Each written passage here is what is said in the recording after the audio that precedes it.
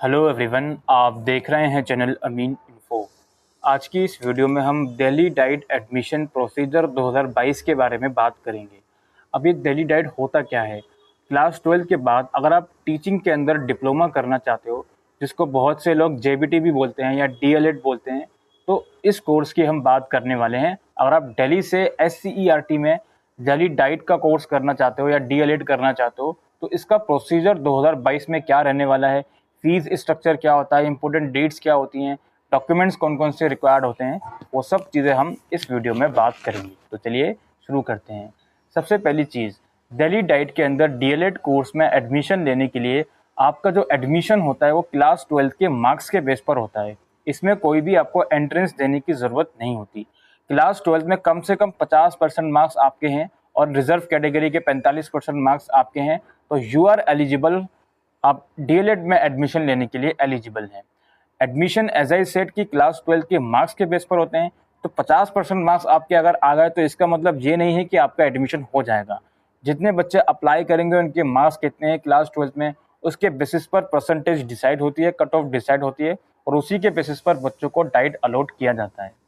अगर हम बात करें इसकी इंपॉर्टेंट डेट्स की कि इसके फॉर्म एक्चुअल में निकलते कब हैं, जब आपका क्लास 12 का रिजल्ट डिक्लेयर हो जाता है, उसके आप ये मान सकते हो कि उसके 1 या 2 हफ्ते के बाद डीएलएड के फॉर्म निकलते हैं।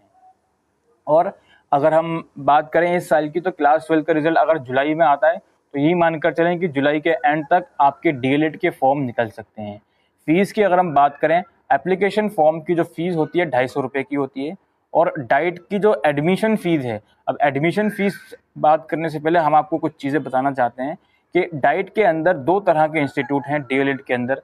एक गवर्नमेंट इंस्टीट्यूट है और एक प्राइवेट इंस्टीट्यूट है।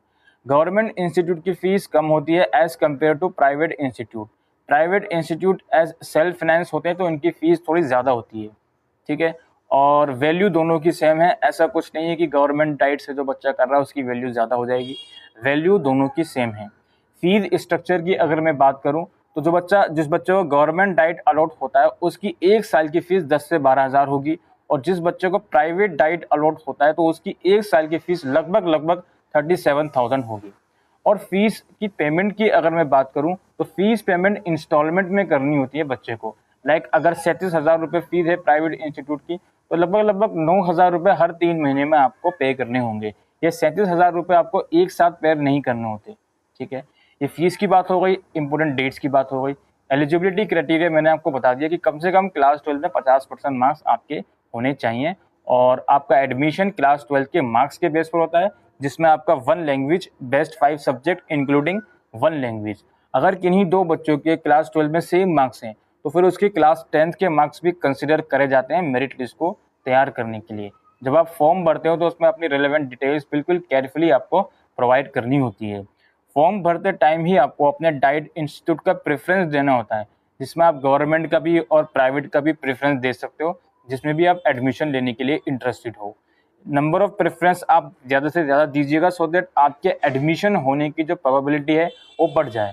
जितने नंबर ऑफ प्रेफरेंस आप फॉर्म के अंदर दोगे, उतने नंबर ऑफ चांसेस हैं कि आपके एडमिशन होने के डाइट के अंदर चांसेस बढ़ जाते हैं। क्योंकि काफ़ी बच्चों को देखा गया है हर साल कि वो डाइट का प्रेफरेंस ज़्यादा नहीं देते हैं, वो 3-4 कॉलेजेस का प्रेफरेंस देकर बैठ जाते हैं, फिर जब एक्चुअल में अलॉटमेंट की बारी आती है तो उनका नाम नहीं आता है। तो जब फॉर्म भरोगे आप, तो प्रेफरेंस, नंबर ऑफ प्रेफरेंस आप ज़्यादा से ज़्यादा देने की कोशिश करिए, सो दैट एडमिशन होने के चांसेस आपके बढ़ जाएं। इसके अलावा अगर हम डॉक्यूमेंट्स की बात करें, डाइट के अंदर डॉक्यूमेंट्स कौन कौन से रिक्वायर्ड होते हैं, तो फॉर्म भरते वक्त तो ऐसा कोई खास डॉक्यूमेंट नहीं चाहिए आपको, फोटोग्राफ और सिग्नेचर ही चाहिए। लेकिन जब एडमिशन का एक्चुअल टाइम आता है, उसमें आपको 10th की मार्कशीट, 12th की मार्कशीट, रिजर्व कैटेगरी का सर्टिफिकेट, ओबीसी या एससी एसटी या ईडब्ल्यूएस जो भी आपकी कैटेगरी है, अगर आप फिजिकली डिसेबल्ड हो तो उसका सर्टिफिकेट चाहिए आपको। इसके अलावा कैरेक्टर सर्टिफिकेट, जो कि 6 महीने से पुराना नहीं होना चाहिए। अगर आपका कैरेक्टर सर्टिफिकेट 6 महीने से पुराना है तो आप उसको एसडीएम ऑफिस से या पुलिस स्टेशन से जाकर दोबारा से बनवा लीजिए। इसके अलावा आपका अगर गैप ईयर है, लाइक सपोज करो आपने क्लास 12 2021 या उससे पहले कंप्लीट करी है, तो एक गैप ईयर का सर्टिफिकेट भी आपको अपने एसडीएम ऑफिस से बनवाना पड़ेगा। आप उसमें लिखा सकते हो कि मैं कॉम्पिटिटिव एग्जाम की प्रिपरेशन कर रहा था, इस वजह से मेरा पढ़ाई के अंदर गैप आ गया। कुछ भी आप गैप ईयर का सर्टिफिकेट इजीली बनवा सकते हो। तो डॉक्यूमेंट की यहाँ पे बात हो रही है। फोटोग्राफ, 10th की मार्कशीट, 12th की मार्कशीट, रिजर्व कैटेगरी का certificate, character certificate, gap year certificate if mandatory if required, और इसके अलावा एक MBBS डॉक्टर से इशू किया हुआ मेडिकल फिटनेस सर्टिफिकेट भी आपको वहाँ पर प्रोवाइड करना होता है एडमिशन के टाइम पर। तो ये कुछ डॉक्यूमेंट्स आपको एडमिशन के टाइम पर प्रोवाइड करने होते हैं।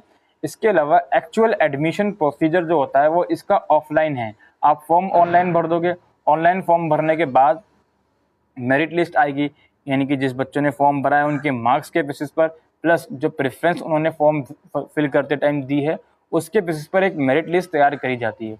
और जिस बच्चे का उसमें नाम आता है वो बच्चा फिर उस बच्चे को फिर ये डिसाइड करना होता है कि क्या मैं इस इंस्टीट्यूट से सेटिस्फाइड हूँ या फिर मुझे और नेक्स्ट हायर प्रेफरेंस का इंस्टीट्यूट चाहिए, सो दैट मैं अपग्रेडेशन के लिए जाऊँगा।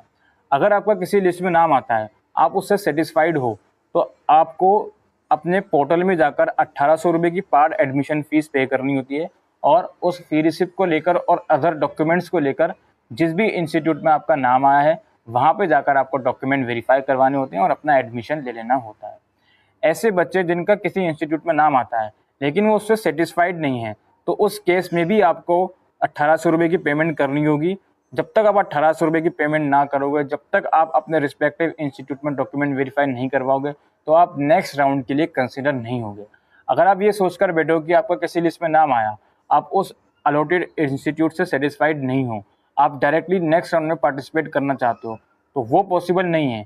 आपको नेक्स्ट राउंड में पार्टिसिपेट करने के लिए जो फर्स्ट राउंड में या किसी भी लिस्ट में आपका अगर नाम आया है तो उसकी फ़ीस आपको 1800 रुपये की पे करनी होगी, और आपको वहाँ जाके डॉक्यूमेंट वेरीफाई करवाने पड़ेंगे, फिर आप अपग्रेडेशन के लिए जा सकते हो। तो ये कुछ ब्रीफ इंट्रो है SCERT दिल्ली एडमिशन का। जब फॉर्म निकलेंगे तो आपको इस चैनल पर सारी इन्फॉर्मेशन मिलेगी कि किस तरह का प्रोसीजर होता है, क्या क्या इंपॉर्टेंट डेट्स हैं, फॉर्म किस तरह से भरे जाते हैं। तो आई होप दोस्तों ये वीडियो आपको यूज़फुल लगी हो, वीडियो को शेयर करिएगा। Thank you.